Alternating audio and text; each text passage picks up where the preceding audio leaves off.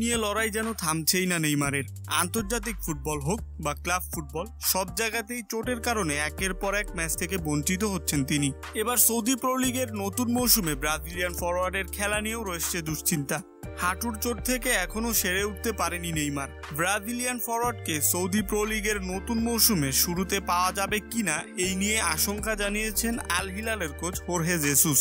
রিয়াদের সাংবাদিকদের গতকাল জেসুস বলেছেন, আমি যতদূর জানি যে নেইমারের এমন চোট থেকে সেরে উঠতে 10 থেকে 11 মাস সময় লাগবে। যদি গাণিতিকভাবে হিসাব করি, সে নতুন মৌসুমের প্রাক মৌসুম অনুশীলনের জন্য প্রস্তুত নয়।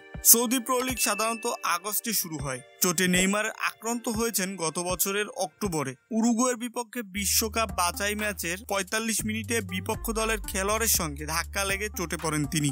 স্ট্রেচারে করে তখন তাকে মাঠ ছাড়তে হয়েছিল। লিগামেন্টে গত বছরের নভেম্বরে অস্ত্রোপচার করা হয়েছিল ব্রাজিলিয়ান ফরওয়ার্ডের। হেসুস যে 10 থেকে 11 মাসের সময়ের কথা বলেছেন, গত বছরের অক্টোবর থেকে হিসাব করলে এবছরের আগস্ট সেপ্টেম্বর পর্যন্ত তার মাঠে ফেরা হচ্ছে না। 2024 কোপা আমেরিকায়ও থাকছেন না তিনি। 2023 সালে পিএসজি ছেড়ে পাড়ি দেন আল হিলালে। সৌদি ক্লাবের সঙ্গে 2 বছরের জন্য চুক্তিবদ্ধ হয়েছিলেন তিনি।